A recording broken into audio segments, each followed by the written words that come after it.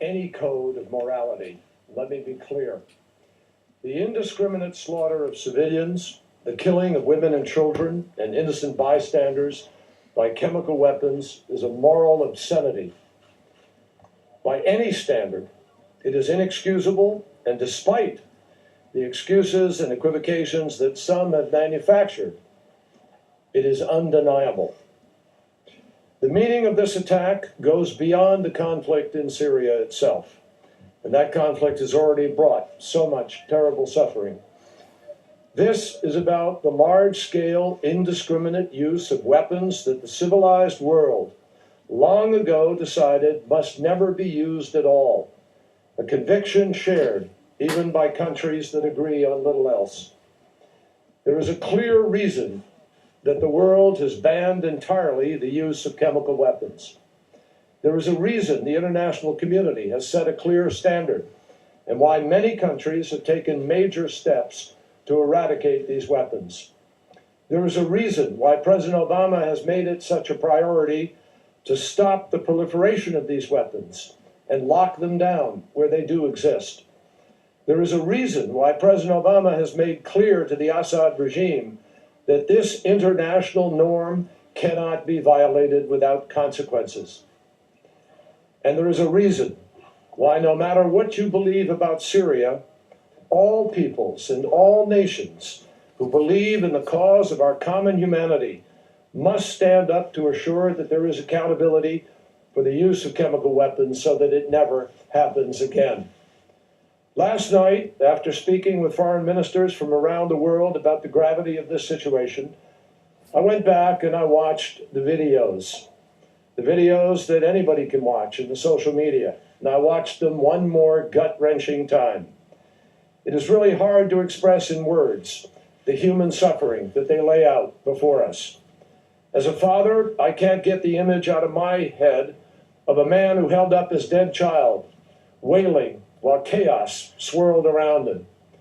The images of entire families dead in their beds without a drop of blood or even a visible wound. Bodies contorting in spasms. Human suffering that we can never ignore or forget. Anyone who could claim that an attack of this staggering scale could be contrived or fabricated needs to check their conscience and their own moral compass. What is before us today is real, and it is compelling. So I also want to underscore that while investigators are gathering additional evidence on the ground, our understanding of what has already happened in Syria is grounded in facts, informed by conscience, and guided by common sense. The reported number of victims, the reported symptoms of those who were killed or injured, the first-hand accounts from humanitarian organizations on the ground, like Doctors Without Borders and the Syria Human Rights Commission. These all strongly indicate that everything these images are already screaming at us is real, that chemical weapons were used in Syria. Moreover, we know that the Syrian regime maintains custody of these chemical weapons. We know that the Syrian regime has the capacity to do this with rockets. We know that the regime has been determined to clear the opposition from those very places where the attacks took place. And with our own eyes, we have all of us become witnesses. We have additional information about this attack, and that information is being compiled and reviewed together with our partners, and we will provide that information in the days ahead. Our sense of basic humanity is offended not only by this cowardly crime, but also by the cynical attempt to cover it up. At every turn, the Syrian regime has failed to cooperate with the UN investigation, using it only to stall and to stymie the important effort to bring to light what happened in Damascus in the dead of night.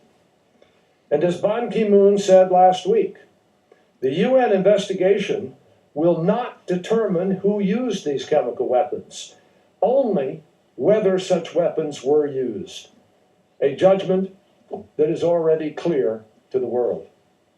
I spoke on Thursday with Syrian Foreign Minister Mualim, And I made it very clear to him that if the regime, as he argued, had nothing to hide, then their response should be immediate transparency, immediate access, not shelling.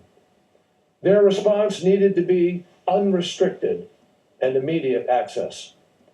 Failure to permit that, I told him, would tell its own story. Instead, for 5 days, the Syrian regime refused to allow the UN investigators access to the site of the attack that would allegedly exonerate them. Instead, it attacked the area further, shelling it and systematically destroying evidence. That is not the behavior of a government that has nothing to hide. That is not the action of a regime eager to prove to the world that it had not used chemical weapons. In fact, the regime's belated decision to allow access is too late, and it's too late to be credible.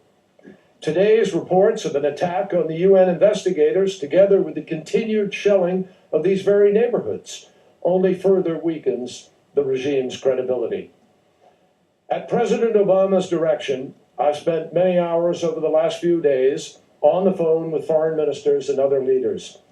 The administration is actively consulting with members of Congress, and we will continue to have these conversations in the days ahead. President Obama has also been in close touch with leaders of our key allies, and the President will be making an informed decision about how to respond to this indiscriminate use of chemical weapons. But make no mistake, President Obama believes there must be accountability for those who would use the world's most heinous weapons against the world's most vulnerable people. Nothing today is more serious, and nothing is receiving more serious scrutiny. Thank you.